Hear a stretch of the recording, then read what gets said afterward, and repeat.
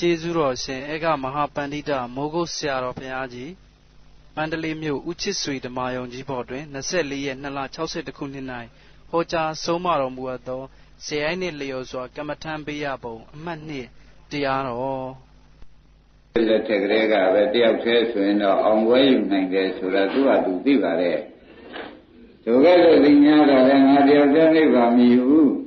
အာလုံးသောတ attva တွေကယ်ယူပို့ဆောင်ပြီးမှအတူတူမှနိဗ္ဗာန်သွားမယ်ဆိုတဲ့စိတ်ထားကြောင့်အသာတွေလူပြီးဒီကလာသဗ္ဗညတဉာဏ်ရအောင်လုပ်ရအယိုးတွေလူပြီးဒီကလာသဗ္ဗညတဉာဏ်ရအောင်သူ့တောင်းပြီးလုပ်ရ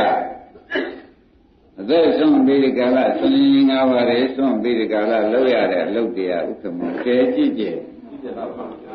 အဲ့ဒီကြည့်ကြတာတွေကဓမ္မတို့လူ့တွေ့လာသူများတွေ့လာလို့ဆိုတာကဲခက်ကြည့်တာဟုတ်ဟောသူများတွေ့ဆိုတော့ဒီကျန်တဲ့ဓမ္မတွေတွေ့ရောသူနဲ့ပါသွားတဲ့ပုဂ္ဂိုလ်တွေတွေ့ရောရွတ်ဆောင်သွားနော်အဲ့တော့သူနဲ့ပါတဲ့ပုဂ္ဂိုလ်တွေအတွက်ကတော့ပြန်ထူးမှားကြရဲ့လို့မှားထားမလို့တော့ပါဘူးသူယူဆောင်သွားလို့ပဲနိဗ္ဗာန်ရောက်ပြီးကြတာဒုက္ခကသိင်ကင်းခြင်းပြီးကြတာနေကြပြီဆိုတော့ဓမ္မတွေသင်ရှားမြင်လာဖြစ်ပါလိမ့်မယ်နော်ကျန်တဲ့ပုဂ္ဂိုလ်တွေအတွက်တော့ဘယ်လိုများမှားခဲ့သလဲဆိုတဲ့ဥစ္စာအကျိန်ပေါင်း1992ကြိမ်တိုင်မင်းတို့ကွာငါမရှိပေမဲ့လဲဓမ္မခန္ဓာ7400နဲ့ကွာငါပြည့်ဒီဇာမိတွေဆရာလုပ်ပြီးကြတာမင်းတို့ကယ်ယူပို့ဆောင်ရပါလိမ့်မယ်ဆိုတော့မှားခဲ့တာကတကြောင်သူကိုယ်တိုင်လဲဥပဒနာတွေရှုသမထဥပဒနာတွေကျိုးစားကြလို့ရှင်ဖြင့်မင်းတို့ဒီကားလို့ဆိုရင်ဖြင့်ငါပြိဋိဘံစံညာတော့လဲအလုတ်တရားကဒါပဲဒါလုံးရကြဆိုပြီးမှားပြခဲ့တာက1992ကြိမ်တိုင်ဥက္ကမမှားခဲ့နော်ဒါကြောင့်ဘုန်းကြီးတို့ဓမ္မတွေဒီမှာလန်းတိုင်းကိုလည်းဘုန်းကြီးများကလည်းအလုတ်ကိုပြပါတယ်ဒီဓမ္မတွေကလည်းဘုရားမရှိလို့အားငယ်เสียမလိုဘူးအလုတ်လုပ်ဖို့တစ်ခုပြန်လိုတယ်ဆိုတာဘယ်လုံးမှမှတ်ကြပါဆိုတာစောစီသတိပေးပါနော်ဘယ်လိုမှာတော့ဆိုတော့ခဏခဏပဲဘုန်းကြီးလည်း9ရက်ပါဆိုသလိုလိုသတိပေးဇာယတဘေကွေမာပမာဒထာဘေကွေငါ၏ဖြစ်သာပြီးများတို့ဇာယတသမထဥပဒနာရှုကြကွာဥပဒနာသမထရဲ့သမထဥပဒနာတွေကျိုးစားကြပါကွာဆိုတာမှားဘူးမာပမာဒထသာယသမီးရှိဝါရဲ့ကြောင့်မဲ့လျော့ပေါ့ချရေမနေကြနဲ့သာယသမီးရှိဝါရဲ့ကြောင့်သမထဥပဒနာလို့ကြည်မဲ့မနေကြနဲ့ခေဒါဘုရား1992ကြိမ်တိုင်မှာတဲ့ပါဠိတော်နော်ပိဿာတရားညောင်ဆောင်ရမစတဲ့ခါကာလကြမှတရားဓမ္မတွေကတရားညောင်ဆောင်ရောက်ကြရအောင်မှာဦးရတရားသမီးဘောကောင်ကြံဘောကောင်မျိုးမျိုးခုံမောင်းမသိခင်ဝေဒနာခံစားပြီးတရားဖို့အလုပ်ကြည့်တော့ပြင်ကိုယ်ရင်ခံစားပြီးတွေ့ကြရအောင်မှလုပ်တယ်ဥက္ကမောမလိုဘူးပေါ့အဲ့ဒီအချိန်ကြမှာဝိဘိကာရိနောဩငါသားရဲ့သမီးရဲ့စီးပွားရေးကြောင့်ငါ့ပြန်အခုဒုက္ခကြီးလာလာရပါဘောလားလို့နှလုံးမသာခြင်းရှိကြကုန်ဒီမာဟုဝထမဖြစ်ကြကုန်တယ်မှားပြန်တယ်ဥက္ကမောကြီးဒါမှမှားဘူးလားမှန်ပါဘူးတခါသက်တော့မှားတယ်နော်ဘာကြောင့်မှားပါလဲလို့ဆိုလို့ရှိရင်ကွာ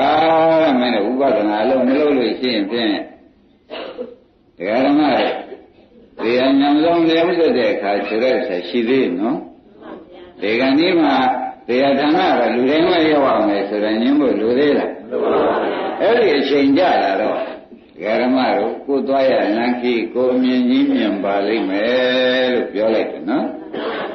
ကိုသွားရလမ်းကြီးကမသိခင်ကမြင်တယ်လို့တရားတော်ဘယ်လုံးဆုံးဖြတ်ချက်ချသမ်းဘယ်ချိန်မှမြင်မှာပါလိမ့်မသေးခင်ကမြင်ရမယ်ဆိုတာရှင်းပါနော်မသေးခင်ကမြင်ရမယ်ဆိုတော့ဩဒါဖြင့်ဓမ္မတို့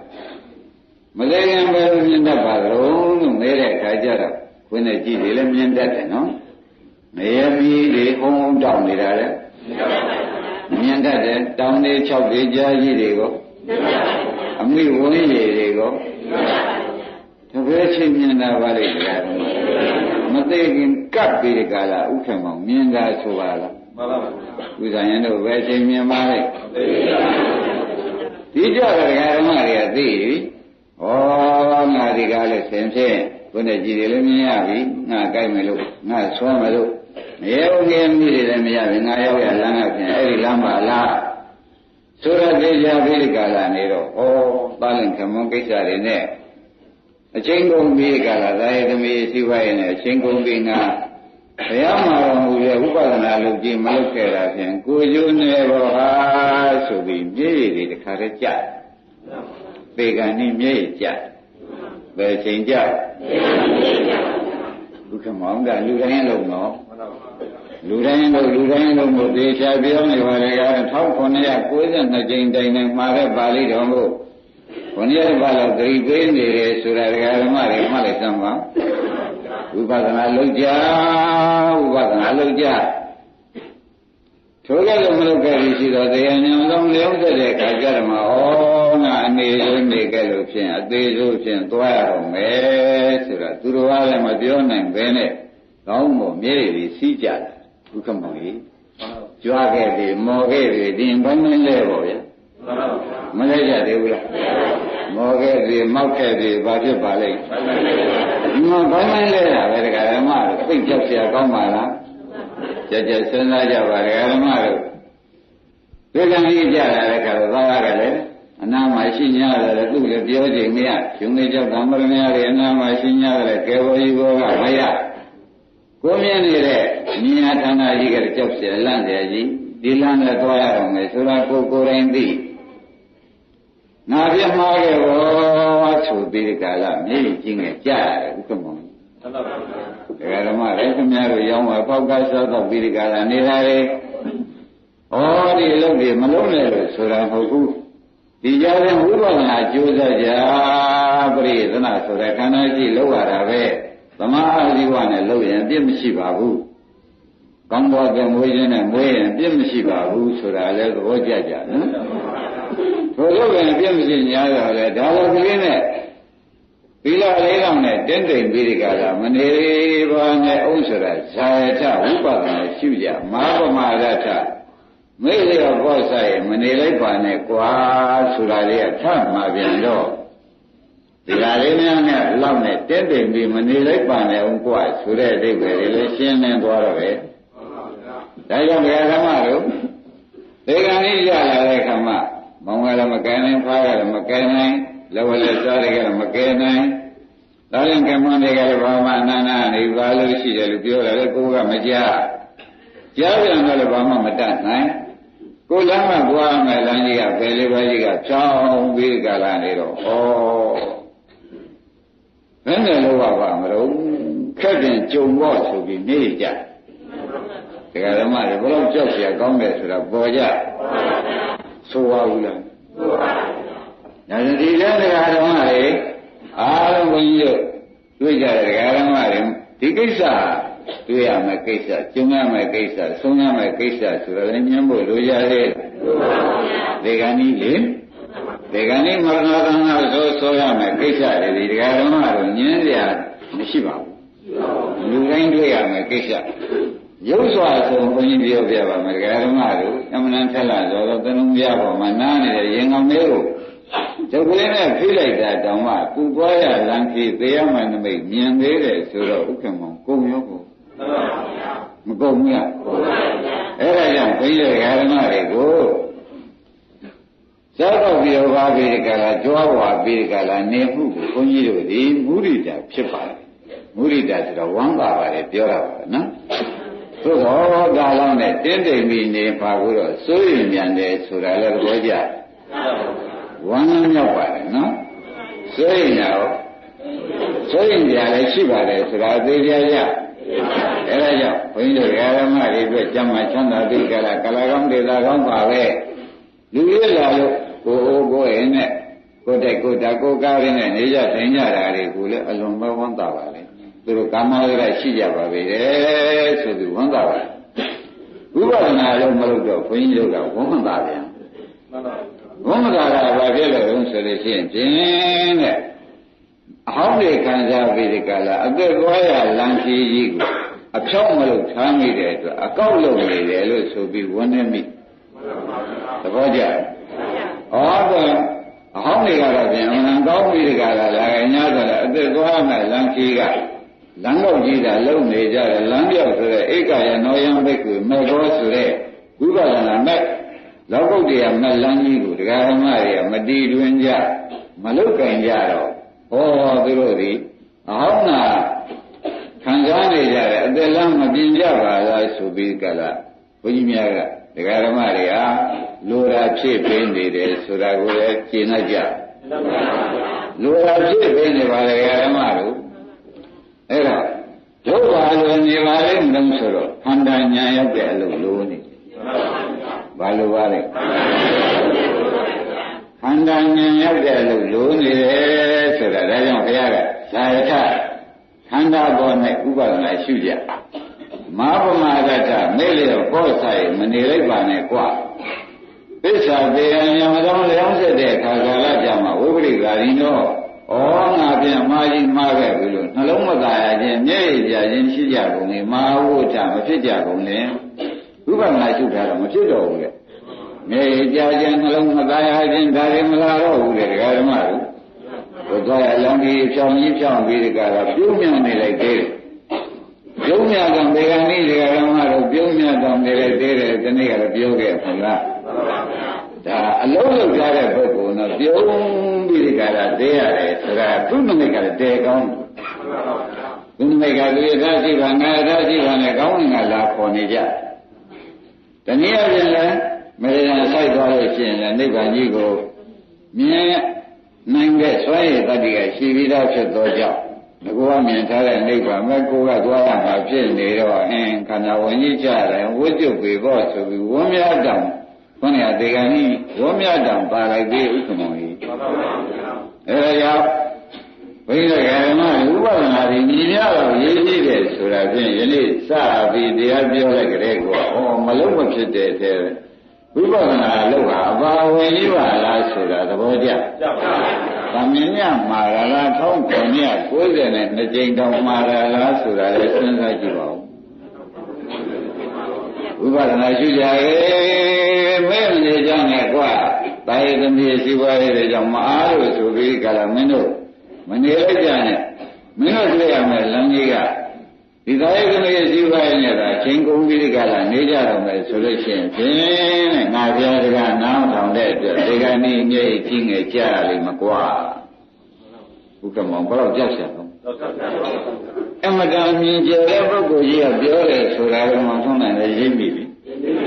သမင်းညပုဂ္ဂိုလ်ကပြောတာလားအမြင်ကြတဲ့ပုဂ္ဂိုလ်ကပြောတာလားအမြင်ကြတဲ့ပုဂ္ဂိုလ်ကပြောတာဖြစ်နေတော့ကျွတ်တို့ကဘောဘောလေးနားနဲ့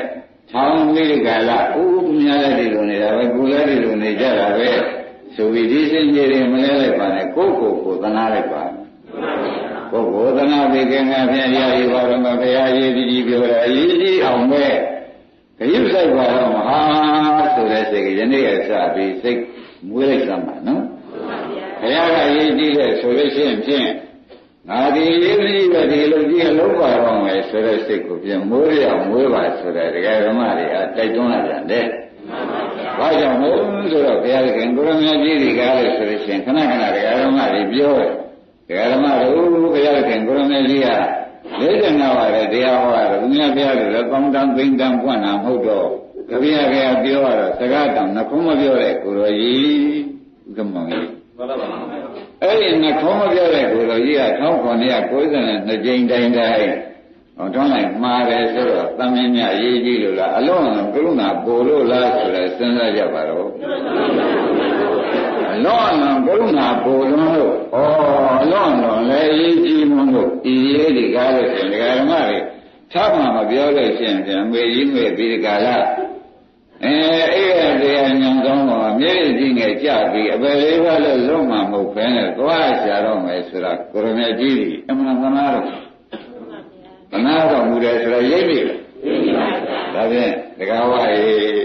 ဘယ်လို့ပါမလို့မဖြစ်တယ်လို့ပါလိမ့်နောက်ကဒကာဓမ္မတွေဘယ်လို့ပါလိမ့်မလုံးမဖြစ်ဘူးဆိုတာခင်ဗျားတို့ဆရာဘုန်းကြီးကလည်းအရင်ဖြာလေးထားပြီးကြလားပြောကြနေတာပဲဒီကြောင့်တရားတော်လည်း1992ကြိမ်တိုင်နဲ့မလို့ရင်မဖြစ်ဘူးကွာဒီလုံးမှပဲနေရာကြမှာကွာ ဆိုတဲ့ဥစ္စာမှားတော်မူတာရဲ့ကြောင့်ဖြစ်တော့ကြောင့်ငါတို့ကမြင်ရတရားနာရုံလေးဒီစကားအတိုင်းလိုက်နာဖို့အလုပ်ကိုငါလုံးဝပဲဆိုတာကိုမပါဘဲနဲ့ဖြင့်မတော်ကြဘူးပေါ့တရားနာရကုသိုလ်ရတာမှန်တယ်ဓမ္မနော်မှန်မယ်မှန်ညာတော့လေကုသိုလ်ရရုံလေးနဲ့မတိမ်ပဲနဲ့တခါလဲခန္ဓာဇတ်သိငြိမ်းရဖြစ်တဲ့နိဗ္ဗာန်ကြီးကိုရောက်သွားလိုက်လို့ရှိရင်ကောင်းလိုက်ပဲဆိုတာမှတ်ထားကြပါနော်ခန္ဓာဇတ်သိငြိမ်းရဖြစ်တဲ့နိဗ္ဗာန်ကိုမရောက်သေးတဲ့ကာလပတ်လုံးတရားဓမ္မတို့ဝဲနာဝဲပြေဘွဲကျွတ်တို့ခင်ရမယ်ပွဲကြီးပဲဆိုတာဥက္ကမောင်ရေးမိပါခန္ဓာရှိရင်ဘယ်နေရာဥရဲဘယ်နေရာနာရဲဘယ်နေရာသေးပဲဆိုတဲ့သွားရကြားတော့မယ်သူများကြားရတာမကြားရတာကတရားဓမ္မတွေရင်းပြီးတော့ကိုယ်လူဖြစ်ရမှာကဝန်းနေเสียသိကောင်းသူများကြားတာမကြားတာဟောပြမပြရတယ်ကျုပ်ကြီးဒီလိုပြလိုက်နေလို့မထင်ဘူးတော့မဆိုင်ဘူးတရားဓမ္မတွေလောကုတ္တပြူနာတွေကိုဂရုစိုက်နေတဲ့ကိုယ်ကိုယ်တိုင်ခံရမယ့်ဒုက္ခကြီးကိုယ်ကိုယ်တိုင်ဉာဏ်နဲ့ဇတ်သိမ့်ပါဆိုတာကအရေးကြီးပါလေကိုယ်ကိုယ်တိုင်ခံရမယ့်ဒုက္ခကြီးကိုကိုယ်ကိုယ်တိုင်ဉာဏ်နဲ့ဇတ်သိမ့်ရမယ့်အလုပ်သာလည်းတရားဓမ္မတွေရေးကြည့်တယ်ဆိုတာမှတ်စမ်းပါနော်အဲ့ဒါဉာဏ်ဘာဉာဏ်လို့ဆိုလို့ရှိရင်ဥပဒနာဉာဏ်မဉာဏ်ကိုဆိုပါတယ်အဲ့ဒါကြီးကားလို့ဆိုလို့ရှိရင်ကွာတရားဉာဏ်ဆောင်လုံးဖြစ်တဲ့ခါကြတော့မှနေကြီးငယ်ကြပြီးနှလုံးမသားရင်ရှိကြကုန်ဒီမဟာဝုဒ္ဓမဖြစ်ကြကုန်နဲ့ရိုင်းရွှဲတဲ့တရားတွေဝေါတုမကံသင်္ချေသားတို့ကဘာကံငါဘုရားရဲ့အနုသာရနဲ့ကြီးကျယ်ဆုံးဖြစ်တဲ့ဆုံးမပါပဲမင်းတို့အကြီးဆုံးဆုံးမတာဟဲ့နော်ပေါ်နာနဲ့မထောင်လိုက်ပါနဲ့ဥပပါရတော့ဘောနာနဲ့မထောင်လိုက်ပါနဲ့ဆိုတော့ဒကာဓမ္မတွေအလုံးကိုပဲရေးကြည့်နေဖို့ဆိုတာမှတ်နော်အဲ့တော့ဒကာဓမ္မတွေကလည်းဘုန်းကြီးကအရင်ကြတွေဖြစ်ပြီးဒီကလာနေတော့ဩဒီဒကာဓမ္မတွေသူတို့ကတော့ပြန်မသိချဘူးရေးကြည့်တဲ့လုံးမှာသူတို့ကိုယ်ပိုင်ကမရှိသေးပါလားဆိုတာကသိရတယ်နော်ရေးကြည့်တဲ့အလိုက်အလုပ်ကိုကိုယ်ပိုင်မရှိသေးတဲ့ကာလပတ်လို့လူချမ်းသာဖုံးလို့ရတယ်သေကံကြီးဖုံးလို့ရပါကမောင်လေးလူချင်းအပြင်ကျုပ်တို့ဒီလေးစိတ်ပါညလည်းတိုက်တံတော့နှလုံးသွင်းပါတယ်ဆိုလူချင်းအခါနဲ့စကားတွေပါကိုယ်တိုင်အဖြစ်ပြတယ်မြင်ပြီးဒီကလာဒုက္ခခန္ဓာကိုယ်ဖြစ်တဲ့မြင်ပြီးခန္ဓာကိုယ်ဖြစ်တဲ့မုန်းလို့ခန္ဓာကိုယ်ရဲ့ဉာဏ်ထဲမှာပဲဆုံးသွားတဲ့ခြေနေရောက်ညအလုပ်ကိုလုံးလိုက်မှသာတယ်ဟာငါဖြင့်နေခြင်းငယ်ကြကြဇတ်သိမ်းပါလို့ဝန်သားကြပေါ့ဗျာဒါကြောင့်ဒီလုပ်ကိုကိုယ်ခန္ဓာကိုယ်ကြီးဖြစ်တဲ့ကိုလည်းမြင်အောင်လို့ကိုယ်ခန္ဓာကိုယ်ကြီးဖြစ်တဲ့ကိုလည်းနိဗ္ဗာန်နဲ့ဉာဏ်နဲ့မောင်းအောင်လို့ဒီခန္ဓာကြီးကဒုက္ခသစ္စာဖြစ်ပဲဆိုပြီးသုံးပြချက်ချလိုက်ရလို့ရှိရင်ဖြင့်ခန္ဓာကိုယ်ဒုက္ခသစ္စာချုပ်ငြိမ်းသွားလိမ့်မယ်ချုပ်ငြိမ်းသွားလို့ရှိရင်ဒုက္ခကအန္တန်ကရိတိဆိုတဲ့အတိုင်းပြုံးမြတောင်နေရသေးတယ်ဆိုတာလည်းရှိပါသေးတယ်နော်ဒါကြောင့်ဓမ္မတွေယုံကြည်လို့ကိုဖြင့်ကိုယ်ရင်းဖြစ်သောကြောင့်လောက်ကြသမ်းပါမဲ့တယ်လောက်ကဖြင့်ဆိုးဝါးလွန်းလို့ဆိုတာလေဒကာဝရိပ်မိပါအာရုံဒကာဓမ္မတွေရိပ်မိကြအဲဘယ်လိုလုံးပါတာလဲဒီပြုံးတယ်လို့ကြီးနဲ့တို့ဒီကားလို့ဆိုလို့ရှိရင်ဖြင့်အသေးကောင်းပြရမလဲဆိုတာကိုရိပ်မိတဲ့အခါကျလို့ရှိရင်ဥပဒနာလို့လုပ်ကြရတယ်မလုပ်ကြလို့ရှိရင်ဖြင့်ဘုန်းကြီးများကမပြီးအောင်ပြောမယ်နည်းတွေဧကန်ရှိပါတယ်ခင်ဗျားတို့ကတော့သာယသမီးစီဝါရေးကြောင့်စင်ကြီးတွေမလဲလိုက်ပါနဲ့ဆိုတာကိုသာဥက္ကမောပြောပါခင်ဗျားတို့လဲတဲ့စင်ကြီးကခင်ဗျားတို့နဲ့နာဖို့သာမှတ်သဘောကျခင်ဗျားတို့လဲတဲ့စင်ကြီးကခင်ဗျားတို့လဲတဲ့စင်ကြီးကဘာတော့လို့မေးတဲ့အခါကျတော့ပြီးတော့မအားလို့ဗျာစိတ်ထဲကတော့ဒီလိုလုံးမယ်လို့ရည်ရွယ်ချက်ရှိပါတယ်ဆိုတော့မားတော့မလုပ်ပါဘူးမားတာကမားတာတုံးဆိုတော့ငွေရှာရတယ်လို့ကြောင့်မားဘူးသာသမီသိကြောင်းရတဲ့အလုပ်ကြောင့်ငွေရှာရဆိုတော့လောဘခိုင်းတယ်လို့ဘာကြငွေရှာရဆိုတာဘာပါလဲဘာရဲ့သမီးရဲ့ဒီဘက်ကြောင့်မားတာဆိုတော့သူတို့ခင်မှုမယ်မှုဆိုတဲ့လောဘအလုံးဒါဖြင့်တဏှာခိုင်းလို့ချိန်ကုန်နေတာဥပဒနာညာပါရဲ့ဒါဖြင့်အကုသိုလ်နဲ့ချိန်ကုန်နေတယ်ဆိုရင်လောဘအဲ့တော့ခင်ဗျားတို့ရှင်နေလဲတာဒီသေကံဤမြဲကြဖို့လဲတာဘယ်လိုဆုံးဖြတ်ချက် ရှင်ကြီးကတရားဓမ္မတို့ဘုံလို့ပြီးလို့လုံနေလားကိုယ်တိုင်းဆက်ကြွယ်ကျုံနေဖြစ်ရမှာလားကိုယ်တိုင်းဆက်ကြွယ်ကျုံနေဖြစ်ရမှာဖြစ်နေတော့ဥက္ကမောင်ကြီးလေးကြီးကြပြီနော်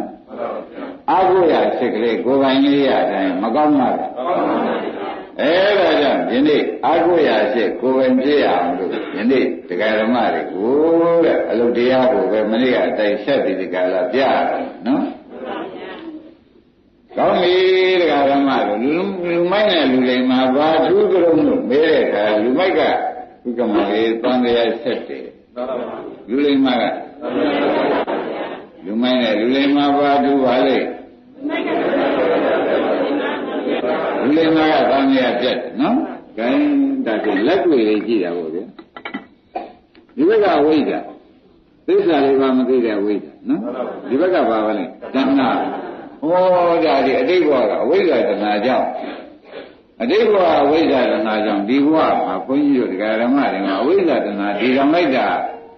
ခန္ဓာ၅ပါးဤသလာကြီးရလာတယ်ခန္ဓာ၅ပါးပေါ်လားဘယ်လိုများဒီတော်လိုက်ပါလိမ့်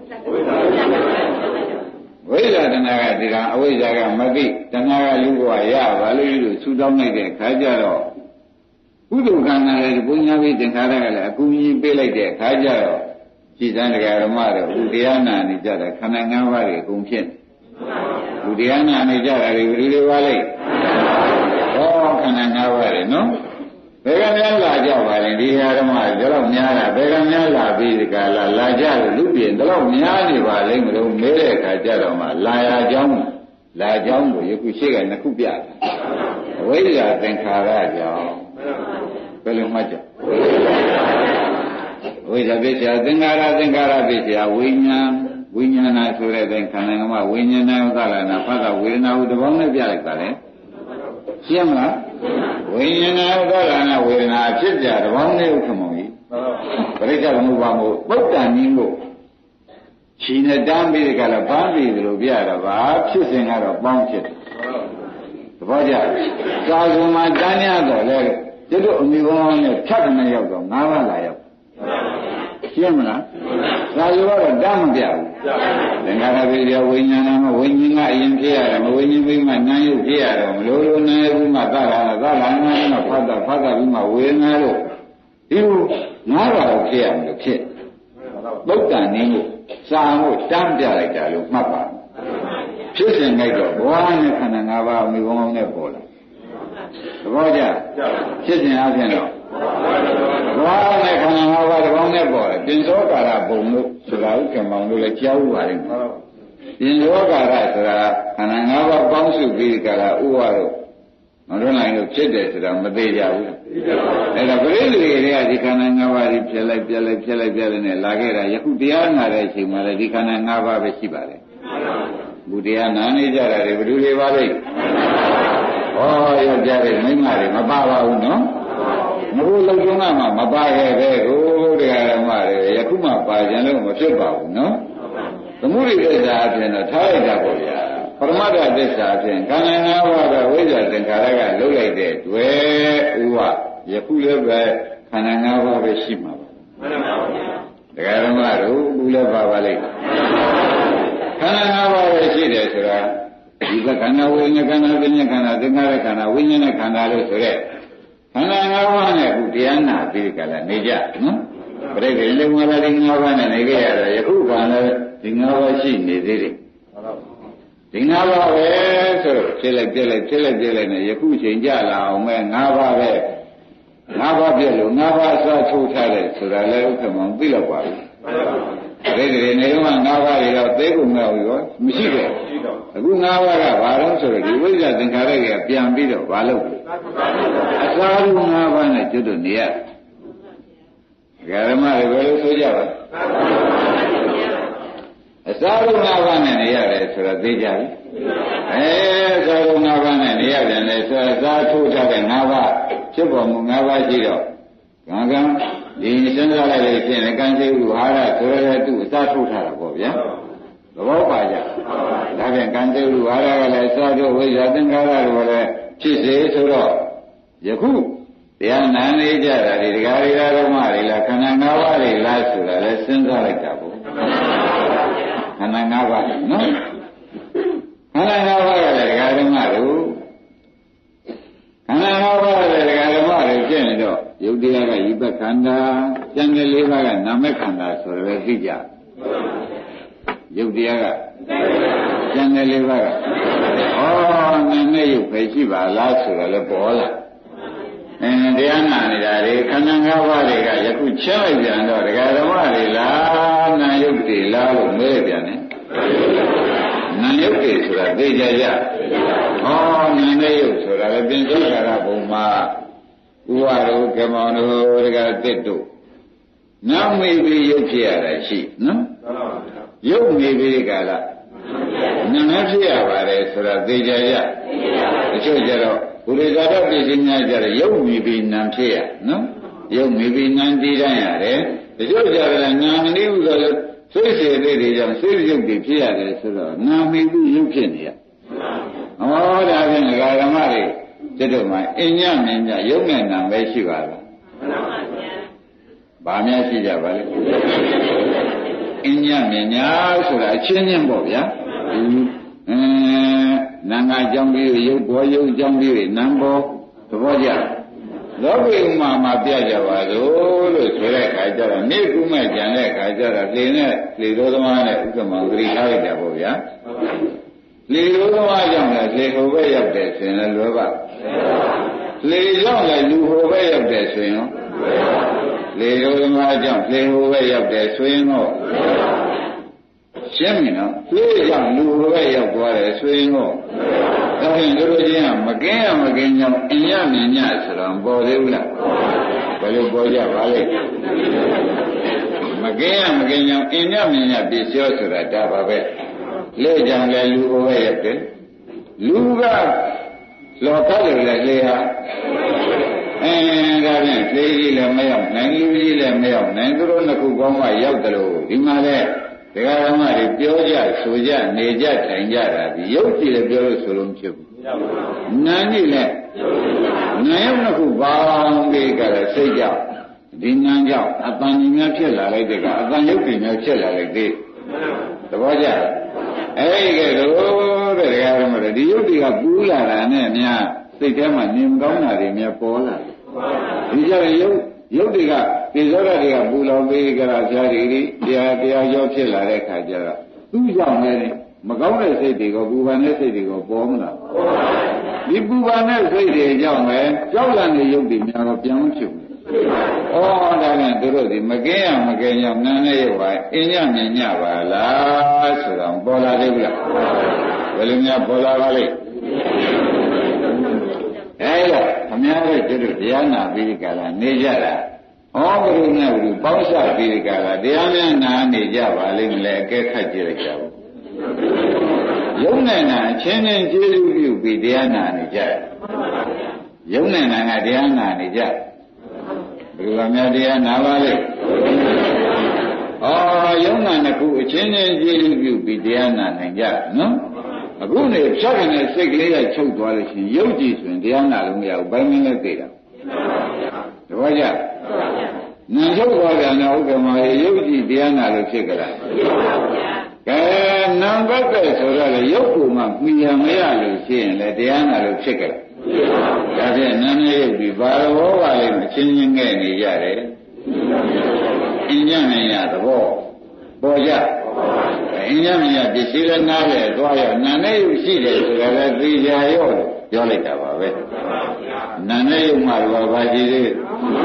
ဘုရားကလည်းတခုမရှိရင်တခုမဖြစ်တာဆိုတာလေဒကာဓမ္မတွေရှင်းပါပြီလင်းပါပြီလို့ဘုရားထင်ပါတယ်ရှင်းသေးလားတခုမရှိရင်တော့တရားနာလို့ဘုံမရှိတော့သွားလို့လာလို့ပေါ့သွားလို့လာလည်းဖြစ်တော့ဒီထဲမှာယောက်ျားလားမိန်းမလားဆိုတာကဲကနေပုံမလို့ဘူးသူတို့ကခုချင်းချင်းငဲ့ရုပ်ကနာငဲ့နာကရုပ်ငဲ့ပြီးကြလားနေနိုင်ထိုင်နိုင်ကြတာပဲဆိုတာပေါ်လာပေါ်လာရောက်လားအဲ့ဒါဒီထဲမှာဓမ္မတွေလားဓမ္မတွေလားတရားနာနေကြတာမြည်သူတွေပါလိမ့်မလို့လို့အမှန်ကိုရှင်းပြလိုက်တဲ့ခါကျတော့ဘာတွေ့ကြရုပ်နဲ့နာချင်းချင်းငဲ့ပြီးကြလားဗျာတရားနာနေကြတယ်ဗျာသဘောကျလား ဒီဥမာဖလားလေးခုရေခွက်ကလေးတစ်ခုမှကြမှာတယ်ဆိုတော့စိတ်ကမှကြမှာရုပ်ကတောင်းတင်းစိတ်ကမှခိုင်းတော့ရုပ်ကြီးကတခါလဲတောင်းတင်းပြီးမမလာဗျာဒါပုဂ္ဂိုလ်ကတော်ကမှတာလားနာနဲ့ရုပ်မှတာလားဒါကရုပ်နဲ့ပြန်ချလိုက်ကြတဲ့အခါချရင်လည်းစိတ်ကချလိုက်တဲ့အခါကျတော့ရုပ်ကလည်းချရုပ်ပဲဖြစ်ပြီးကြလားဘုံနဲ့ပဲဒီခွက်ကလေးပကံလေးဥက္ကမအောက်ရောက်သွားဒါလည်းဘုလို့လုပ်ပါလေနာယုတ်တို့အလုတ်ဆိုတာဒကာတော်မတွေရှင်းကြတယ်ဘူးလားအဲ့ဒါတွေရှင်းပြီးတော့လည်းမိသားသိနေတော့ဩဒါဆရာဘုန်းကြီးကဘာဒီနေ့ခေါ်နေပါလားဝိဇ္ဇာသင်္ခါရကလုတ်တဲ့ဆရာဘာတွေလုတ်လိုက်ပါလိမ့်မလို့ဆိုတော့မသိဘဲနဲ့မှဆိုတာနဲ့ဝိဇ္ဇာသင်္ခါရကနာယုတ်ပဲလုတ်လိုက်တယ်သဘောပါကြဝိဇ္ဇာသင်္ခါရကနာယုတ်ပဲလုတ်လိုက်တော့ယခုမှခင်ဗျားတို့ကဘာရောက်ကြောက်ဘူးလူထင်ရမလို့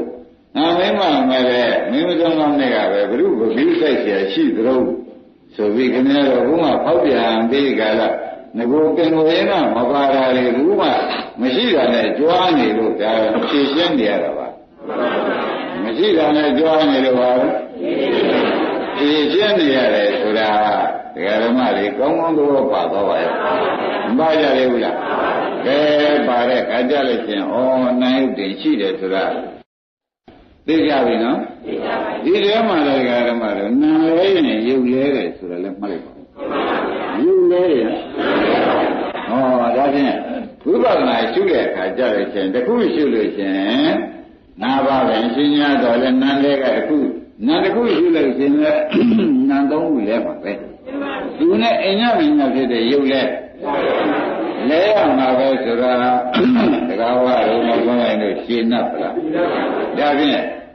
ဒကာတော်မတို့တခုပဲဧကောရမောရှုကြပါစို့ဘယ်နဲ့ကြောင့်ဆရာဘုန်းကြီးကတခုတည်းရှုခိုင်းမှလိမ့်မလို့ဆိုတော့တခုရှုကုန်ပါလို့ရှင်းညတခုရှုလိုက်လို့အကုန်ပါတယ်ဆိုတာသိသေးလားရှင်းသေးလားလင်းသေးလားလို့ဖြစ်နေတဲ့တွေ့တဲ့ဥက္ကမောတခုပဲရှုကြပါစို့မနေ့ကတော့စိတ်တ ानु ပါဒနာဘုန်းကြီးကပြောခဲ့တယ်နော်စိတ်တ ानु ပါဒနာမနေ့ကပြောခဲ့ရတာကလည်းတခြားကြမဟုတ်ပါဘူးဒကာဓမ္မတို့စိတ်တ ानु ပါဒနာဒိဋ္ဌိများတဲ့ပုဂ္ဂိုလ်မှာဒိဋ္ဌိများပြီးဒီကရာဉာဏ်လုံးတဲ့ပုဂ္ဂိုလ်မှာစိတ်ရှုပါဒိဋ္ဌိများပြီးဉာဏ်လုံးတဲ့ပုဂ္ဂိုလ်မှာစိတ်ရှုရမယ်လို့ပြောလိုက်ဒီနေ့တော့ခန္ဓာ၅ပါးဆုံးကြိုက်တဲ့ကိုယ်ဝါဒနာနဲ့ကိုယ်စိတ်နဲ့မနေ့ကဒိဋ္ဌိစိတ်ခေါ်ခဲ့ဒီနေ့တော့ဥက္ကမတဏှာစိတ်ကိုခေါ်လိုက်ဘာစိတ်ဟောတဏှာစိတ်ဆိုတော့လူကျင်ရခြင်းများတဲ့ပုဂ္ဂိုလ်များအတွက်တဏှာစိတ်ရှိတဲ့ပုဂ္ဂိုလ်ကြတော့ဝေဒနာဥပါဒနာပေးกว่าတဏှာစိတ်ရှိတဲ့ပုဂ္ဂိုလ်ကြတယ်ဉာဏ်ဖြတ်ဖြတ်နဲ့တဏှာများတဲ့ပုဂ္ဂိုလ်ကြတော့ဝေဒနာဥပါဒနာရှုကြတယ်သဘောပါရဲ့တဏှာများများနဲ့ဉာဏ်ဖြတ်တဲ့ပုဂ္ဂိုလ်ကြတော့ဒါကြောင့်ယနေ့ဒီကားလို့ဆိုလို့ရှိရင်ဒကာဓမ္မတို့နိဗ္ဗာန်တော့ပြန်စိတ်ရှုလဲဒိဋ္ဌိကွာလို့ရောက်တာပါပဲဝေဒနာရှုလဲတဏှာချုပ်လို့ဒိဋ္ဌိပါတွဲချုပ်ပြီးရောက်တာပါပဲတို့တော့ကိုယ်စိတ်နဲ့ကိုယ်တော်တာရှုကြပါစေတော့ဆိုပြီးဒီကားကဒကာဓမ္မတွေအခုသူကိုယ်ညာနဲ့ကိုယ်ကောင်းသားနဲ့ကိုယ်တော်ရာကိုကိုရှုကြပါဆိုတဲ့ဥစ္စာဥက္ကမောင်လေးစားတော့သတိပေးရမ်းရှုလို့မရဘူးဆိုတာသဘောကျကိုယ်စိတ်ကတဏှာစိတ်ရှိမယ်လောဘစိတ်အာကြီးနေတဲ့ညံလေးရတော့တော်ပဲလောဘကသိကြည့်တာပဲဆိုတော့သူ့ဘာကမ္မထမ်းပေးရသူကညံမတော့လုံးတယ်သူကပုဂ္ဂိုလ်ကသူသိနေတာပဲသူများဖို့ဆိုတဖို့မှမပါဘူးဆိုတဲ့ဒိဋ္ဌိစိတ်ရှိတဲ့ပုဂ္ဂိုလ်ကြတော့စိတ်တ ानु ပါဒနာပေးရသူ့ကိုယ်ကိုမမြတဲ့ပုဂ္ဂိုလ်ကြတော့ပါပေးရတဏှာစိတ်ကတော့ညှိုးလိုက်တာပါသေးတယ်တဏှာစိတ်ကတော့ညှိုးလိုက်ဒီခါရှုံးခံတယ်နောက်ခါမှရယူမယ်ဆိုတာအဲ့ဒါတဏှာစိတ်ဒိဋ္ဌိစိတ်ကတော့မဟုတ်ဘူးဘယ်ကလာလာကိုယ်ကလည်းရုံမဝိနိုင်ဘူးဆိုတာကဒိဋ္ဌိရဲ့ရင်းနေကတဏှာစိတ်နဲ့ဒိဋ္ဌိစိတ်ကိုလည်းသေးတယ်ပြောအောင်လို့ကြာနေတာခဲ့တဲ့ဖြစ်ချင်းဘုလားတဏှာစိတ်နဲ့ဒိဋ္ဌိစိတ်ရှင်းမလားကမောင်ရဒီနောက် နောက်အယောင်းဝယ်တွေမျောပြီးဒီကမျောပြီးရှုံးကံရောက်တဲ့ပုဂ္ဂိုလ်မျိုးကြတော့ဗာစိတ်ဆိုကြတဏှာစိတ်အိုးနောက်ကနောင်လာသေးအခုရေးကြည့်တယ်ဆိုတဲ့ပုဂ္ဂိုလ်မျိုးကြတော့အဲ့ဒါဈေးပဲဒီမျိုးရှိတယ်မရှိဘူးလားရိပ်ပြီလားဒါကတဏှာစိတ်နဲ့ဒိဋ္ဌိစိတ်အဲ့ဒါကိုယ့်ဟာကိုယ်ကဲခတ်ကြကိုယ့်ကိုယ်ကဲကြတော့ဟောငါဒီတဏှာစိတ်များလို့ရှိရင်ဆရာဘုန်းကြီးကရောဖခင်ကရောတရားတွေကရောတဏှာများပြီးဉာဏ်ထက်တဲ့ပုဂ္ဂိုလ်ဆိုတော့ဉာဏ်ထက်လို့ကိုတရားဓမ္မတို့မျောရတာအဲ့ဒီပုဂ္ဂိုလ်ကြတော့ဘာရှိရမလဲဘုန်းတော်အားဖြင့်တပည့်တော်မှာအရှုံးမခံနိုင်ပါဘူးဆိုတော့ကြတော့ဘာရှိရစိတ်ကံဥပါဒလာရှိရမယ်ဆိုတော့ကိုယ်စိတ်နဲ့ကိုယ်ရှိလို့ရှိရင်ကမ္ဘာမကြခင်မဉဏ်ပညာရပါလေသဘောကျဒါရင်ဘယ်လိုရှိကြရမလဲအနာနဲ့စိတ်ပြောင်းပေးရလိမ့်မယ်တရားဓမ္မတို့ဘယ်လိုပါလဲအနာနဲ့စိတ်ပြောင်းပေးမှသာလျှင်ဥစ္စာရည်လိုရဆိုင်မယ်ကိုမြတ်ကျွေအနာနဲ့စိတ်ပြောင်းမပေးလို့ချင်းဒါကြောင့်ဘုန်းကြီးတို့ကပြောရတရားဓမ္မတို့တဏှာများနဲ့ဉာဏ်ထက်တဲ့ပုဂ္ဂိုလ်ပါပေးရမယ်ဒိဋ္ဌိဉာဏ်နဲ့ဉာဏ်လုံးတဲ့ပုဂ္ဂိုလ်အဲ့ဒါခင်ဗျားတို့တရားတော်လုံးဝေပါမှာတော့နော်ဘုရားဒါများတော့မဆက်ဆံဘူးကိုယ့်ဟာကိုယ်ရွေးနိုင်တဲ့ဉာဏ်မဟုတ်လားကိုယ့်ဟာနဲ့ကိုယ်ရွေးပြီးကြတာကြိုးစားကြပါလေဆိုတာကိုလည်းပြောရပြန်တဲ့ဒါဖြင့်ဓမ္မတို့ရိတ်မရွေးပဲနဲ့တရားထုတ်လို့ချင်းဖြင့်အချိန်ကြာပြီးလိုရမရောက်ပြီရိတ်မရွေးပဲနဲ့တရားထုတ်ရင်အဲ့ဒါလေးဒိုရိုရင်းနာထောင်လိုက်တာပေါ့ဗျာခင်ဗျားတို့ဒိုရိုရင်းနာထောင်လိုက်တော့မှရှင်သာရိပုတ္တရာကြီးတပည့်ဂရိန်တယ်လေးတယောက်ရှိတယ်နော်ရှင်သာရိပုတ္တရာကြီးကဆွမ်းခံနေတဲ့အိမ်မှာဂရိန်တယ်တယောက်ရှိတယ်သူဆွမ်းခံကဂရိန်တယ်ဖြစ်အဲ့ဒီဂရိန်တယ်လေးဒီနေ့တလုံးပြောနဲ့ဂရိန်တယ်လေးကသင်္ကန်းဝတ်ချင်တရားဓမ္မတွေတက်ဝင်ပြီးသင်္ကန်းဝတ်ချင်တော့ကဝတ္တပေါ့ကွာဆိုပြီးရှင်သာရိပုတ္တရာကသူကသင်္ကန်းဝတ်ပြီးကြလားဥဝကမ္မထမ်းပေးလိုက်နော်ကမ္မထမ်းပါပေးလိုက်တယ်လို့ဆိုတဲ့အခါကျတော့သူကပရိသေဆိုတဲ့ကအလှကျတယ်နော်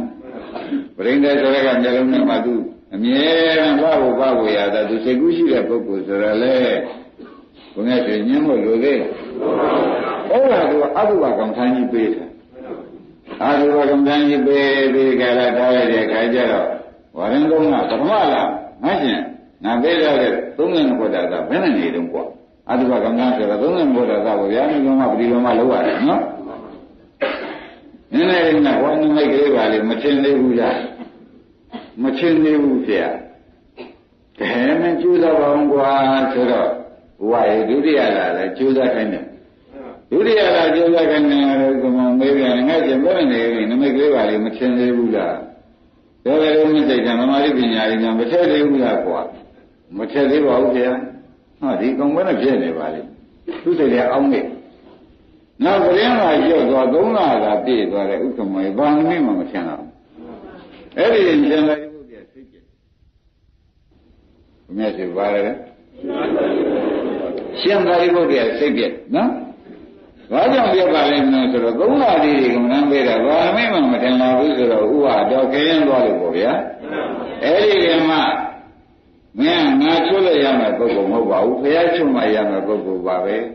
ဆိုပြီးကြတော့ဘုရားခင်ကိုရမကြီးရှိကိုဒီပြိန္ဒယဟန်လေးကိုဥက္ကမောခေါ်သွားတယ်နော်ဘုရားကသူတို့လာကြရှိသေးတယ်မင်းတပည့်အလာတာလားกว่าလို့ဘုရားရှိမိလိုက်မင်းတပည့်အလာတာလားလို့ရှိမိတယ်လို့ဘုရားအသိပြီးရှင်သာရိပုတ္တရာကြီးကပရိန္ဒအတုပါပေးလို့ရှင်ဖြင့်ခြေလျှော်ရမှအကြီးကျယ်ပဲဆိုတာသိခြေလျှော်သွားတယ်ဓမ္မတော့ဈေးနဲ့တဲ့မလားကျရင်သူ့ပေးတယ်မလားကျရင်သူ့ပေးတော့မွေးလျော်ပါမလားဒီကမ္မထာနဲ့အဲ့ဒီမှာလားကျရင်သူ့ပေးတယ်လို့မွေးလျော်ဖို့ကိစ္စမလာဘဲနဲ့ဥက္ကမောရေဘာမှပြုံးမပြေချင်းဒီဝါရင်သုံးကကြီးဟောတိကံဥဝဖြစ်ခဲ့ရတယ်နော်ဒါနဲ့ဘုရားရှင်ဘုရားကြီးလာတော့မင်းတပည့်အလာတာလားကွာမေးလိုက်တော့ဟုတ်ပါရဲ့ဗျာဒါကြီးတော့ဝါရင်သုံးကဘာလို့အတုပကဏ္ဍနဲ့ပြေတယ်ဘာမှမထင်လာဘူးလို့ပြောပါတယ်အေးဒါဖြင့်ထားကြတာပေါ့ကွာမင်းဒီလေးအပ်ပြီးကြလား မင်းညနေကြတယ်ထောက်လာခဲ့အောင်ညနေကျွတ်တောင်းမှာတဲ့တော့ညနေကျွတ်တောင်းဘုံသုံးလာကလျှောကုန်ဒကာဓမ္မတွေမနာဘူးလားအဲ့ဒါကြောင့်ခொနကပြောရတယ်ဒကာဓမ္မတွေဒိဋ္ဌိများများနဲ့ဉာဏ်လုံးတဲ့ပုဂ္ဂိုလ်ဘာရှုရမလဲတဏှာများများနဲ့ဉာဏ်တတ်တဲ့ပုဂ္ဂိုလ်အဲ့တော့ဒါဘုန်းကြီးကဝေဘာရမှာလားခမည်းတော်ကဝေဘာမိငါကနဲ့တော်တယ်လို့သုံးတဲ့ချက်ချမှာလားကဲခတ်စမ်းဘုရားမကြီးခင်ဗျာဘာနဲ့တော်တော့လဲဘာနဲ့တော်စိတ်ကအနုပါဒနာတော်တယ်နေကြကကိုယ့်အကိုလုံးတော့ကဲနေကြပါဘူးနေကြရင်ကိုယ့်အကိုအသိဆုံးဆိုတာဓမ္မတွေရင်းနေကြအဲ့ဒါအိမ်ကြတော့ကိုယ့်အကိုဘာနဲ့ပေါ့ဆရာဘုန်းကြီးကတော့နှစ်နည်းတော့ပြေးလိုက်တယ်ဒိဋ္ဌိများများနဲ့ငါဥစ္စာငါပုံငါဥစ္စာခြင်းများများနဲ့ညာငန်းတော့နေတဲ့ပုဂ္ဂိုလ်ကြတော့ဩငါဒီတဲ့ပါလို့ရှင်လေစိတ်ကိုရှုမယ်သဘောကျတဏှာများများနဲ့ဉာဏ်ထက်တဲ့ပုဂ္ဂိုလ်ကြတော့ဘာရှုအဲ့ဒါတော့ကိုယ့်အကိုဝေဘာပေးတဲ့ကလာရှုပါဆိုတာသတိပေးလိုက်ပါတယ်ဘရဝသမထတည်တော်တော့ပြန်ဘယ်လိုဖြစ်ဖြစ်အာနာပါနနဲ့တည်တော်ရတာပဲနောက်ဝိပဿနာကူးတော့မယ်ဆိုတော့သူအမျိုးအစားနဲ့အဆင့်တန်းနဲ့သူ့စိတ်နဲ့လှဲဟောတဲ့ကမ္မထာနဲ့သွားရနော်ဒါနဲ့ဘာငါဝတ္ထုလေဘုရားမောင်နှတ်ထောင်ပါဦးနော်ဒါနဲ့ရှင်သာရိပုတ္တရာကြီးမင်းပြန်သွားတော့ကွာညနေတစ်ခေါက်လာခဲ့အောင်လို့ဘုရားကမှားလိုက်ညနေတစ်ခေါက်လာခဲ့အောင်ဆိုတော့ဘုရားကရှင်သာရိပုတ္တရာပညာရဣဒရရလေဆိုညာကလေးချောချင်းချောနေတယ်ဆိုတော့သိအောင်လို့ဥဝရေညနေလာခဲ့လို့ခေါ်လိုက်ဒါနဲ့ဒီလိုပါလေတခါလဲဘုရားခင်ဘုရားကြီးကသဲဘုံကြီးတစ်ခုဘိုင်းနေပြီကလည်းသဲဘုံကြီးပေါ်မှာဘုရားကြာဝူကြီးဆက်လိုက်နော်ဘုရားကြာဝူကြီးဆက်ပြီးတော့ငါရှင်အဲ့ဒီဘုရားကြာဝူတိုင်ကြည့်နေဘုရားကဆိုတော့လှတော့ကိုယ်တဲကြည့်တာဟိုလက်ကြည့်ဒီကလက်ကြည့်သူကလှတဲ့ကူမလှတဲ့နဲ့ဘုရားကြာဝူနဲ့ဆိုတော့လုံးတွဲနေတာဘုရားကအဲ့ဒီမှာကြည့်ရင်ကြည့်နေတဲ့ဘုရားကြာဝူကြီးကနေလေးကထွက်လာတော့ကရွှေချက်ကလေးတွေကကော့ပြုတ်ပြီးကြလာနေလေးကပြင်းလာတော့အချက်ကလေးတွေကဒီတဲ့ပို့ပြီးကောက်ပြီးကြလာကြတော့ကြာတော့ဥပါရဲ့တစ်ချက်ကလေးကဖြတ်ခနဲ့ပြုတ်ကြတစ်ချက်ကလေးကဖြတ်ခနဲ့ပြုတ်ကြဩလှရလဲပြုတ်ပါလားဆိုတော့ပေါ်လာဒီအလှဟူကြီးလည်းပြက်တာပဲအခိုင်မှုကြီးလည်းပြက်တာပဲဆိုပြီးကြတာဒီမှာဘုရားရှင်ကိုရမကြီးကဥစ္စိန်ကသိဉာဏ်မတနောဥစ္စိန်ကသိဉာဏ်မတော့မင်းဒါလေးခင်တာကိုစွန့်ရမှာကွာဒီကနေ့ခေါ်လိုက်တယ်အဲ့တော့မင်းခန္ဓာလည်းမင်းခန္ဓာကိုသိချာကြည့်ကွာငါကတော့လာတယ်လို့ပဲအခုသိချာကြည့်တော့ထွက်နဲ့ပြုတ်ကြနေတယ်ကွာအဲ့ဒါလေးကိုမျက်စိကားလို့ဖြင့်ငါလာတာလေးနဲ့မင်းခင်နေတာလေးကအခုတော့အိဋ္ဌာတွေဖြစ်နေပြီကွာလေခင်မှုဖြတ်လိုက်ကျောင်းတော်ကနေတရားဟောကုမူရံပါရိကာပညာပဏိမေကမူဝဒီကနိဗ္ဗာန်ဒုက္ခရေနဒေတိတံဆိုပြီးကျောင်းတော်ကနေပြီးသူနာကဟောတယ်လို့ဟောလိုက်တော့ဗိဓာကနေပြီးအစ္ဆတပြန်လှည့်တယ်ဗိဓာဆိုတော့ခုနကဘုရုံကြာပန်းကနေဘုရုံကြာပန်းလို့ခန္ဓာကိုယ်ကြီးကလှညာတော့လေဒီတရားတွေကဖြစ်ပြနဲ့ပြုတ်ကြနေပါကလားဟုတ်ကွာအဘောတင်တာအိဋ္ဌံဆိုရတဲ့ပြက်နေပါလားဆိုပြီးကြရှုလိုက်တော့ဖြစ်ပြမြင်ဖြစ်ပြနှုံဖြစ်တဲ့ဆုံးတာဘူးအဲ့ဒီရင်တကားတဲ့ဘုရားဗန္တိလေးကလောက်ကြတဲ့ရာနဲ့ဖြစ်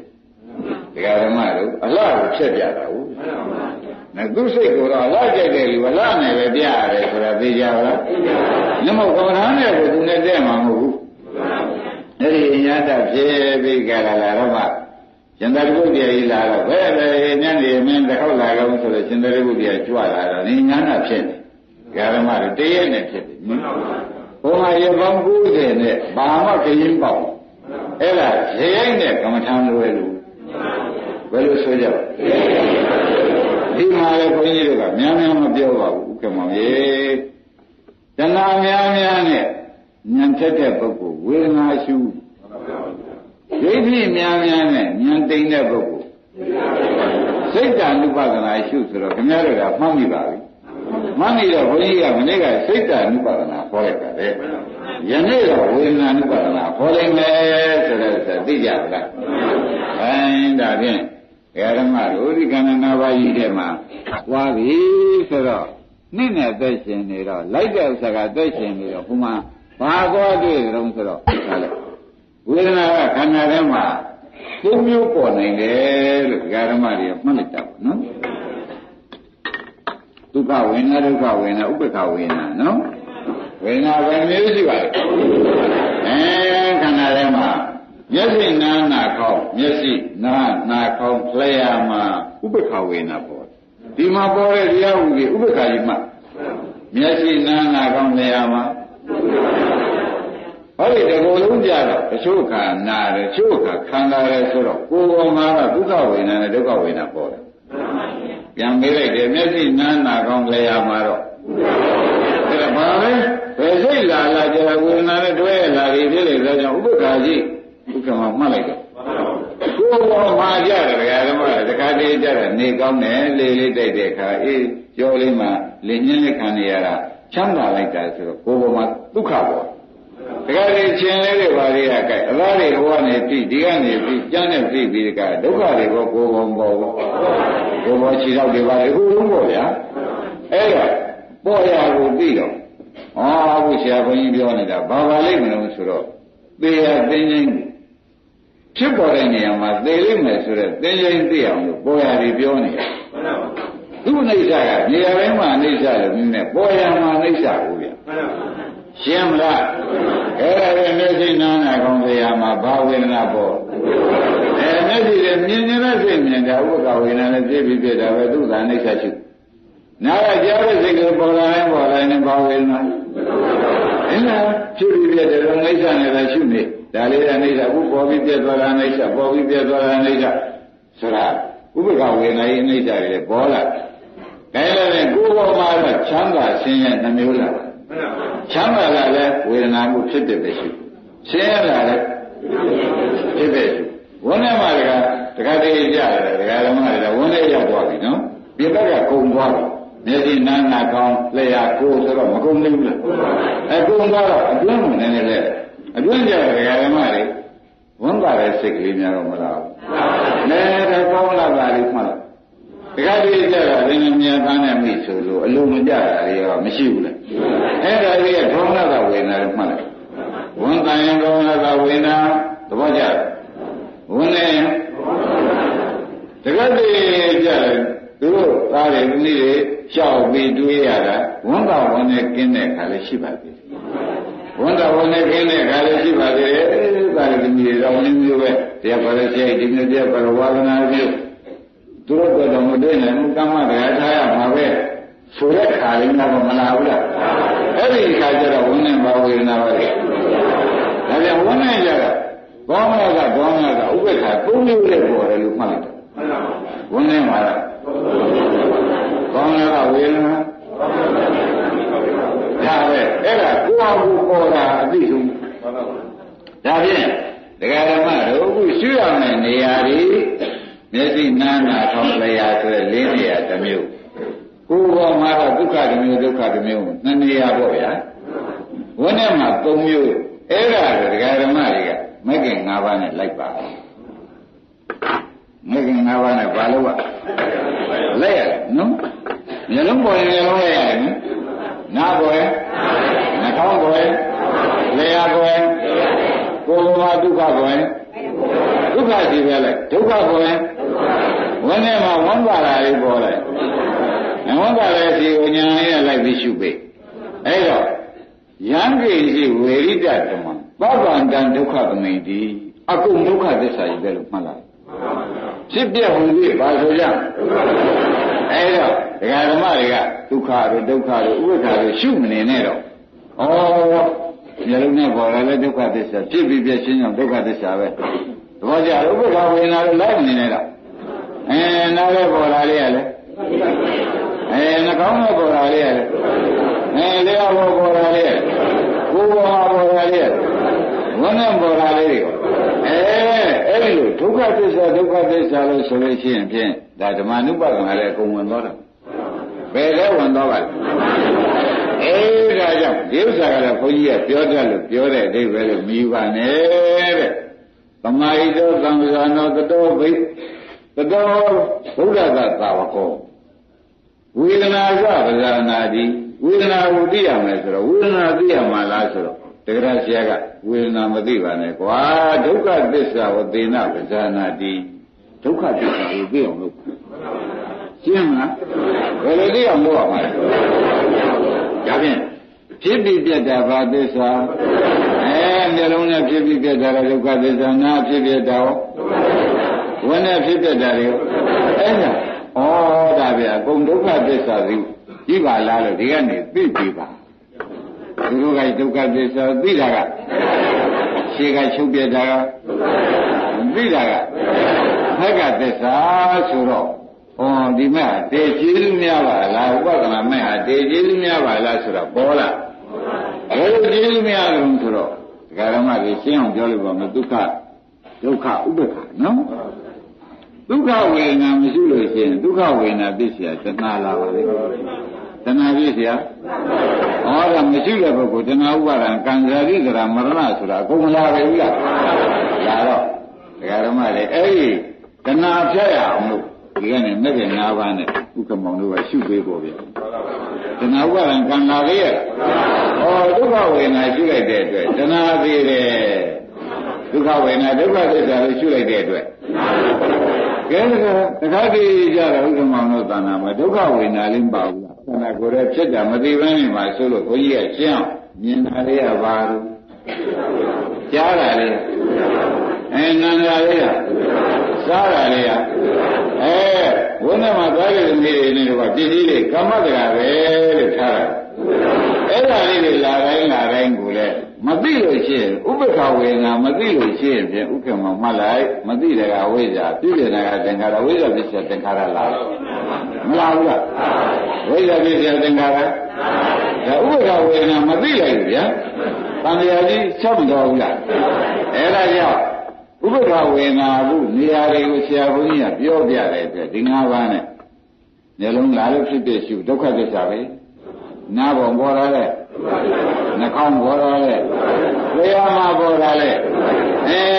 ဝန်းထဲမှာကမ္မတက္ကထားတာလေးတွေကိုဖြစ်ပြီးပြတော့ဘာသစ္စာတွေပဲအဲ့လိုရှုလိုက်တဲ့အခါကျတော့အဝိဇ္ဇာဒီကဖြစ်ပြဥပ္ပခါကဖြစ်ပြရှုတယ်ကမဲ့ဖြစ်တော့ကြောင့်အဝိဇ္ဇာသင်္ခါရအကုန်ချုပ်မချုပ်ဘူးလားဒါဖြင့်ပထမအလုံးကလောဘချုပ်တယ်ဒုတိယဒေါသချုပ်တတိယမောဟချုပ်သဘောကျဒါကြောင့်လောဘဒေါသမောဟချုပ်တဲ့တရားဟူသေးဟာဖြင့်နိဗ္ဗာန်ပေါက်ဆိုတာဓမ္မတွေရှင်းကြပါပြီမရှင်းဘူးလားသူ့နေရာနဲ့သူပေါ်လာတော့သိလားအဲ့တော့ပေါ်ရဖို့ခင်ဗျားတို့ကပထမအာနာပါနာလေးလုပ်ဖို့ရရှူလိုက်ဆိုင်လိုက်ရှူလိုက်ဆိုင်လိုက်နောက်ကျတော့ဝေဒနာတွေကခေါင်းကနားရကြလို့ရှိရင်လည်းဒါလေးရဖြစ်ဖြစ်နှာခေါင်းကအနာနဲ့နားလာလို့ရှိရင်နာနဲ့စိတ်ကလေးနာနဲ့ဝေဒနာလေးပါဆိုကြတရားကိုယ်တန်လေးကိုမျိုးလဲတလိကလေးပါလေးမျိုးလဲငန်းလိုပါလို့ရှိရင်လည်းဘာလို့လဲဖြစ်ဖြစ်ရှုရနိုင်မယ်ဆိုတာသိကြရလား။ခိုင်းကိုယ်ကရလာရင်နော်ကိုယ်ကကောင်းညာလားဖြစ်ဖြစ်ရှုရနိုင်မယ်ဝန်ထဲကနေဒီတရားလေးရှုလို့ကမှသူတော်ကဝန်တာရသေးတယ်ဆိုဝန်တာလေးမင်းကမနေတခါရဲဖြစ်ဖြစ်ရှုပြပါတရားရှုရတာဘာမှမတွေ့လေဘူးခဲလိုက်တာအဲ့ခဲတဲ့စိတ်ဖြစ်ဖြစ်ရှုသဘောကျတရားရှုရတာဘာမှမတွေ့လေဘူးလို့စိတ်ပြက်လာလိမ့်မယ်ပြစ်တာလေးကခင်ဗျားတို့အရှုခံလာတာပြစ်တာလေးကဘာပါလဲအဲဒီအရှုခံလာတာလေးကိုပြစ်တာလေးကဒေါမနတဝေဒနာသူလည်းဖြစ်ဖြစ်ပဲလို့နောက်ကနေမနဲ့လိုက်ပြီသဘောကျအဲဒီလိုရှုလိုက်တဲ့အခါကျတော့ခန္ဓာကိုယ်တစ်ခုလုံးမှာဝေဒနာခန္ဓာကြီးဖြစ်နေတော့ဒီကိုယ်လုံးဖြစ်တဲ့ဒီဖြစ်သူကနေပြီးလမ်းစာတွေ့လိုက်တာဥက္ကမောဒီကိုယ်လုံးဖြစ်တဲ့ဒီတွေ့လာအဲ့ဒီဖြစ်ဖြစ်ဒီမြင်လာပြီးဒီကလာဒကာဓမ္မတွေဒီဖြစ်ဖြစ်ဒီမှတော့ဘာမှမရှိဘူးဒုက္ခသစ္စာမှတော့ဘာမှမရှိဘူးဆိုတာမလာပဲဘူးလားအဲ့ဒီဒုက္ခသစ္စာပိုင်နေနေသိလိုက်တာအဲ့ဒါဒီသစ္စာဉာဏ်တို့တခါတည်းမှတ်လိုက်တယ်ဒုက္ခသစ္စာပိုင်နေနေသိလိုက်တာဘာခေါ်ကြသစ္စာဉာဏ်ဆိုတာသိကြကြအဲ့ဒီသစ္စာဉာဏ်ရတယ်လို့ဆိုလို့ရှိရင်လေဒကာဓမ္မတို့မက၅ပါးနဲ့ကြိုက်ပါပြီနောက်ကြတော့ဒကာဓမ္မတွေဒီကိစ္စဉာဏ်တည်းမရဖဲနဲ့ကိစ္စဉာဏ်ကိုတည့်ရတယ်ပြီးတော့မှကတ္တဉာဏ်တည့်လို့ရှိရင်ကိစ္စပြီးပါလိမ့်မယ်ယနေ့တော့နိုင်ရှိသွားပြီနေ့ကမှဟောကြတယ်